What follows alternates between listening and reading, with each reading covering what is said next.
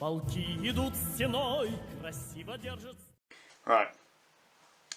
Hello everyone, and welcome to G-Man Productions, where I have a review for you today.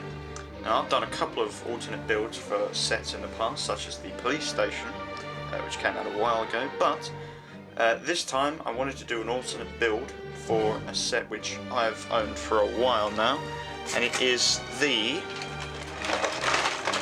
Arctic Base Camp set. And I've had that for a long time. I bought that a long time ago in the Entertainer. Other shops are available. It's been sitting there for a while. It was quite an impractical kind of set because it would just you'd get it out, you'd play with it, you'd put it away, and it'd be little bit annoying. But today I decided to create a vehicle, a Russian vehicle, which would be interesting for me to try and build. And I wanted to build some kind of like mobile lab kind of thing that would go through the Arctic to fit the theme. And this is what I created. But before I get into that, I'm just going to remove these figures here and the snow machine, which I will show you later on. And I will show you the main vehicle.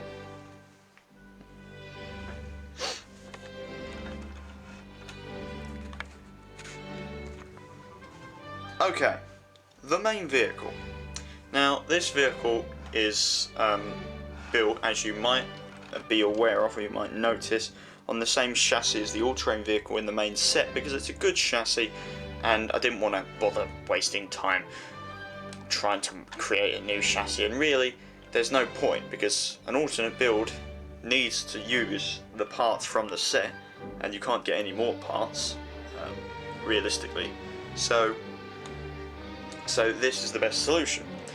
Unfortunately, this isn't structurally stable in a lot of ways. This is a very kind of weak build in terms of the plate that the big bodywork sits on. It's quite flimsy and quite difficult. But eventually I got there, and so I'm going to take you through it and start at the front. But before I do, I did take the Arctic 1 stickers off, which were on here. I did take the Arctic stickers off the pieces of the base. So unfortunately I couldn't give it that name, but what I did do is I called it the Moscow Crawler, and because this is Russian, and in Russian that is said as Moskvitsky Gunzenchini, I think. But if anybody who is Russian is watching this, then please do let me know if I've said that wrong. Google Translate, can't really rely on it that much. Anyway, let's move on, and we'll start at the front here. So, what we've got is this small piece of track here, this spare track.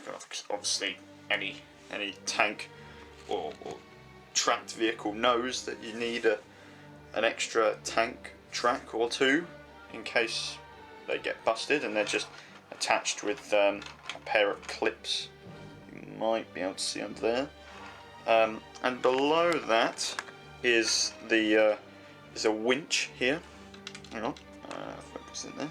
Yeah, this is a winch, and this is connected to the chassis so that it works relatively well. I mean, it's not perfect, but it's it's all right. Here you've got lights here. Obviously you need a lot of light in the Arctic, the Antarctic. Got a nice little logo piece here, which is wedged here. I like the shape of the bonnet, or the engine compartment. I do like the shape of that. Above you've got a pair of smokestacks here, because of course this is a diesel tank, so it runs on fuel, and that's alright. Obviously you've got the roof up there, and you've got a couple more lights up there. Moving on, you've got these windows here. And these windows come from the main base itself. And they're pretty good. You've got the same on both sides. Moving a little further back, we've got a clip here at the bottom to hold on to this very tall fishing rod. And then you've also got a small patch here, and you've got a solar panel here. And yeah, the solar panels, as you know from the actual set, they're just stickers, but they're cool, nifty little pieces actually. They're 2x3 with a pair of clips on them, which is quite cool. And you get a pair of those. You get one on either side there. Oh, sorry, you get one on either side, so that's alright. At the back here, you've got this smooth curved piece with two windows here, and then up here you've got, I don't really know what those two antennas are, I just wanted to put them on there for something to have. And then as we move around, you can see this is the radar dish for getting signal from satellites and such, or any other incoming vehicles like helicopters or things. And then as we move along, you can see this propeller here. Now this propeller was meant to turn and spin, but unfortunately because of structural, because I wanted to make this curved structure thing back here, because it's part of the roof and you have to take it off, and I wanted to make it as structurally stable as possible, but unfortunately the sacrifice you make there is the wind turbine for generating electricity doesn't turn. Or doesn't turn that way, you have to kind of, it gets stuck a little bit, so yeah. Anyways, but it's interesting because you got wind turbine power there to get onboard electricity, and solar power electricity here as well to generate all the signal stuff and stuff. Anyway, now I've got through the main structure. I'm now going to take the rear off and show you the interior.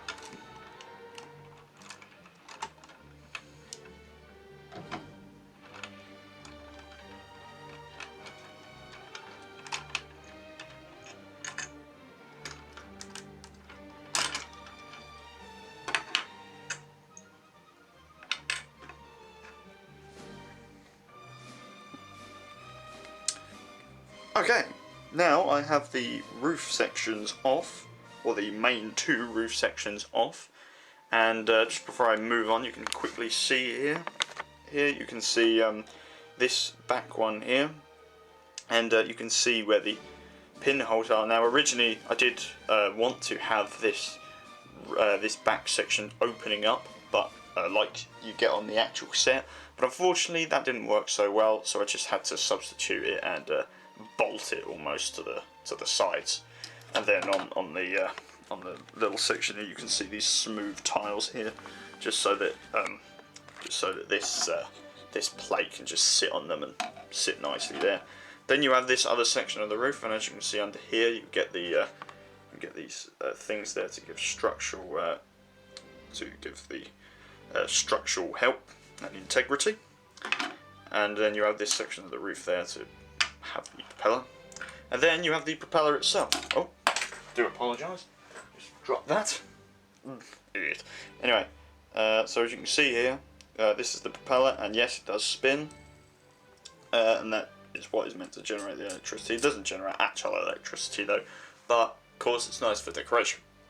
And this is a long-lasting vehicle as well, so it's meant to last you quite a few number of days, maybe even like a month or even a year if you pushed it. Anyway, right, so now I've done the roof sections. I'm just going to move those over to the side there a little bit, and now what we're going to do is we're going to take a look at the interior. So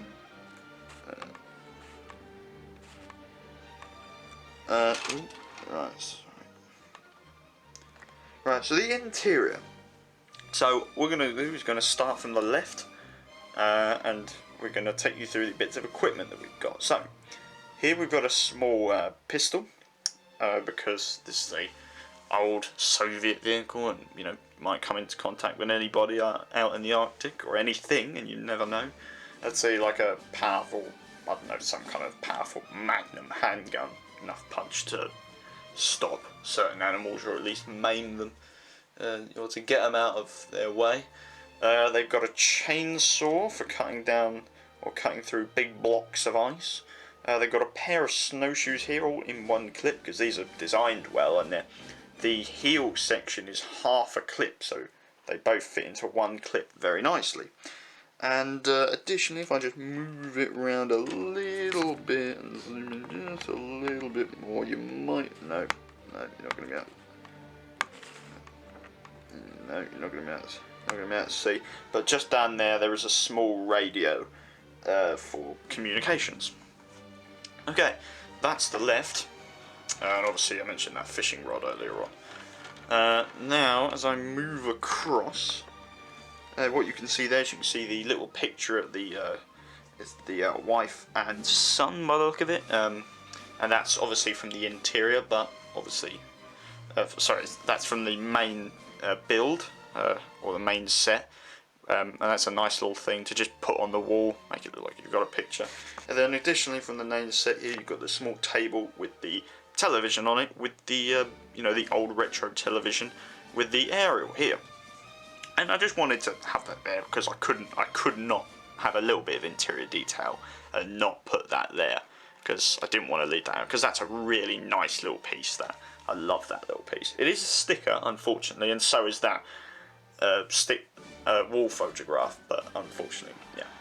Anyway, now what we're going to do now is we're going to have a look at the controls at the back here. So. Also, you've got these two coffee mugs here. Yeah, you got the obviously not going to focus properly, but you got the two coffee mugs at the back there. Anyway, right. So this is from the main base here, and this is a small control panel for looking at the helicopter. It's a big sonar radar thing, and that's what you have the giant solar dish for. And then, if I tip it up just a little bit here, you should be able to see. Oh, hang on, let me focus it and hold it up. Yep, there we go. So you can see there, you can see the control panel on one side with the gauges, and then on the other side you can see another little. Yeah, on the other side you can see a little radio, walkie-talkie there, or like communications device, with another small little sonar there for measuring other things. Could be the depth of the watery ice or whatever. Oh, watery ice. Could be measuring temperature or other things incoming. I'm not sure really. Make up whatever you want. I don't really mind. And the thing is about this is this machine hasn't got any control sticks or driving equipment, because basically the idea of this is that other than perhaps maybe like a steering wheel for one character, basically you just let this drive itself, because basically you have to just sit there in the control panel and keep it running. You just make sure you just monitor how much fuel's going in, you just press all the buttons and the controls, and you just make sure it's running. And so, but it's almost like so imagine just like setting it on a course or whatever. So if you wanted to get to like point A to point B 10 miles away, you'd dot the coordinates into the sonar or into the map, as it were, and then you'd dot it around, and then it'd drive you there. There probably is manual control in this, maybe, but this is kind of like an experimental vehicle from that era. Anyway, yeah, so that is the interior there, and pretty much you can get at least 5 figures in here. So you can get 1, 2 in there, then you can get 2 guys here, and then 1 guy just here if you try hard enough and not mess it up. It is very cramped. Originally, I did want this to be a little bit bigger, so I could have like a lab section back here with like a box for the crystals and the control panel from the main original build base with the crystal on it and the scientist guy in here and all sorts of stuff. But this is, I think the personality of this vehicle is better as just an all-terrain vehicle. Anyway, speaking of all-terrain vehicles, I'm now going to take this away and bring in the snow machine to show you what that is like. Right, the snow machine. This little snow machine here is the other build, which I've made from my alternate build, and this basically I tried to design this in a way that it kind of looked a little bit like the A View to a Kill Russian snow machine that they were using to chase down Bond in the first part, or Roger Moore. But yeah, it kind of looks a little bit like that, but not that much. It's basically meant to be a snow machine that carries a whole load of equipment for scouting missions and such. So, let's move on to the first section here. So, what we got here, we've got the two skids here, and these are just free spinning things with little curves on the back here. And the idea of those free spinning ones is they can just slide and glide over terrain really easily, and it can instantly and automatically change its angle depending on what surface you're on. For these here, these are the handlebars in the cabin section. What we've got here is these bars are a little bit different to the norm. They're not the bars that they're not the grip handlebars which go out to the side on most things.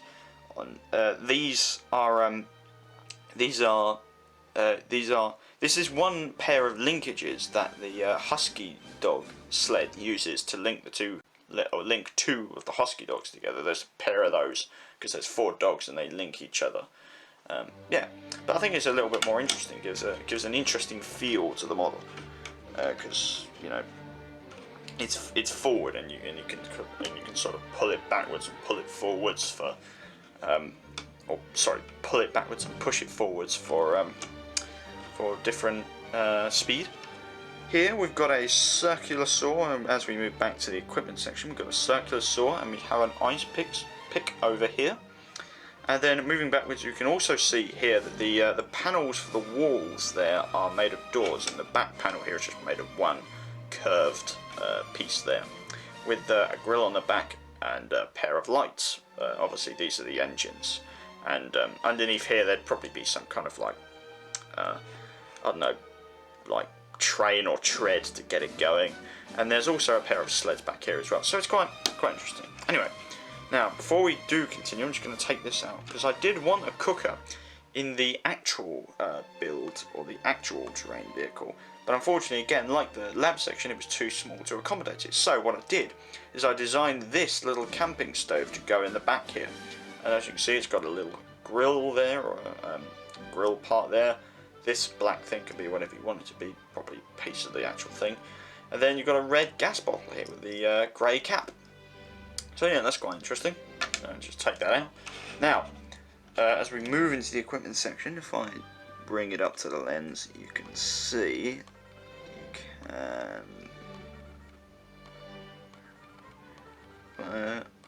you can kind of see in there, if it's going to focus. So you can kind of see in there, what you've got there is you've got a small spanner on the top here. You've got another one of those handguns. You've got a torch here, a flashlight. And then on the back, obviously you've got your snowshoes, and obviously the half pin means they can both fit in one of those. You've got your Arctic logo flag there. You've got a radio with a light thing on it. And then also at the back here you've got an antenna for communication. And a small red light to tell you, or a red engine warning light, if you want to call it that. So yeah, that's just a small little sled, which is, you know, you can just put this together, snap this together really easily. No big trouble. Again, like the other build, it's not entirely stable as a build, but it does the job, and it's quite good actually. So yeah. So that's the snow machine, and now I'm going to move on to the figures and the final thing I want to tell you about the main build.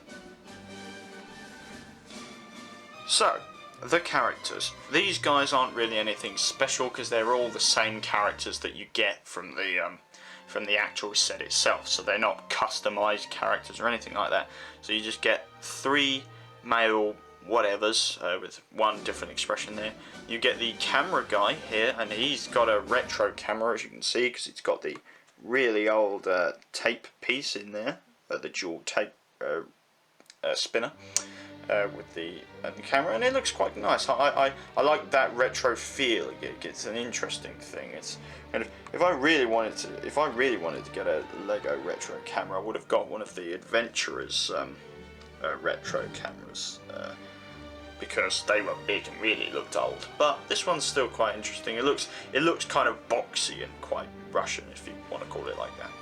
Anyway, or Soviet. Anyway, and then this is your captain here. You know, and he's got his ice pick there, and he's in his big brown bomber leather jacket there, with the Arctic logo on it, and the orange vest there. The orange vest there with his fur and his little knit cap there, or his beanie, if you want to call it that, and his expression. And obviously these two guys here can be like the main two pilots, or any like three of these guys can be the main pilots of the big build there. And then obviously you've got another one of these dudes piloting the snow sledge at the moment, or the powered sledge at the moment. Yeah. So they're the minifigures, and now I'm going to move on to the final thing I want to tell you about the build before I end it.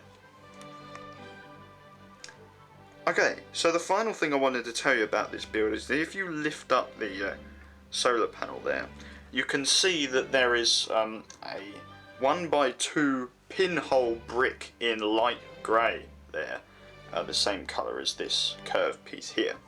Now, the reason why I wanted to bring this up is you do get one or two of these in the set, but they're already used up. So what you need to do is, everything in this build, like pretty much every single thing in this build, is from the actual set.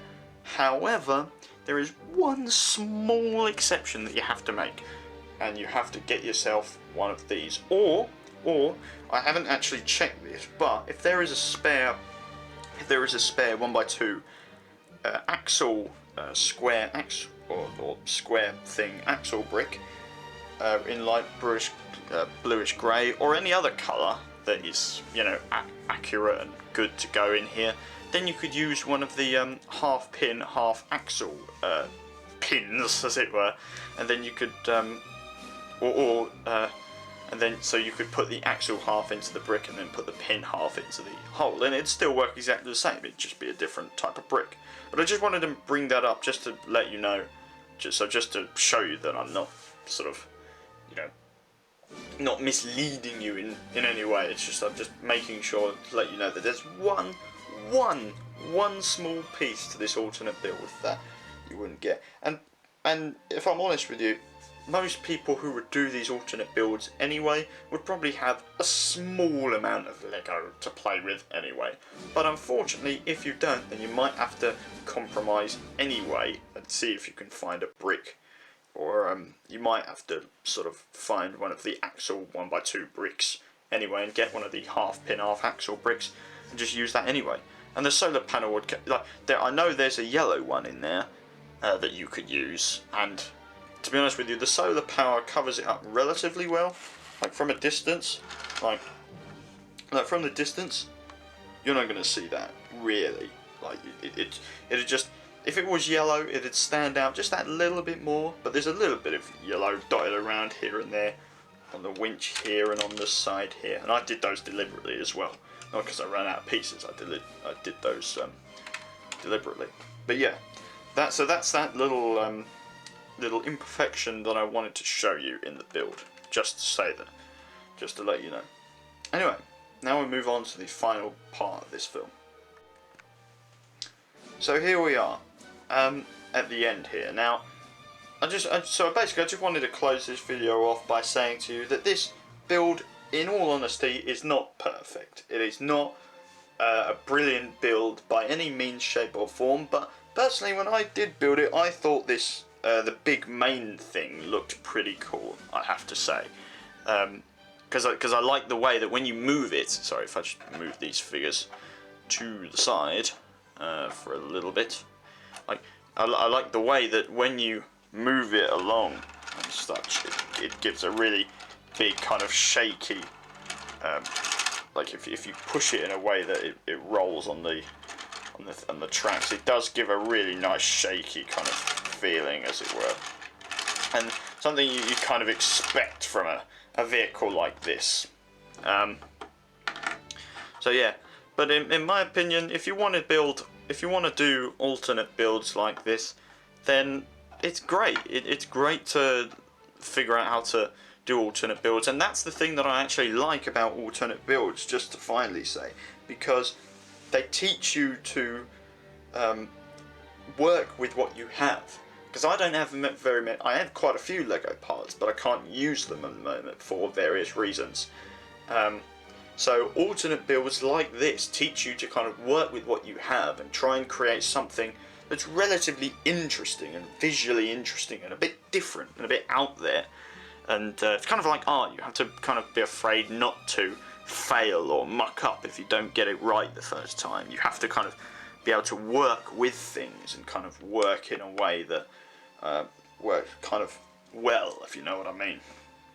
But yeah, apart from that, thank you very much for watching. If you do like this video, please like and subscribe if you do see this. I haven't got many videos out at the moment, and there will be videos coming in the future, more animations, maybe even some more Danny and Chris adventures if I ever get round to it, and potentially some other builds in the future. I am working on a small build at the moment, a little car.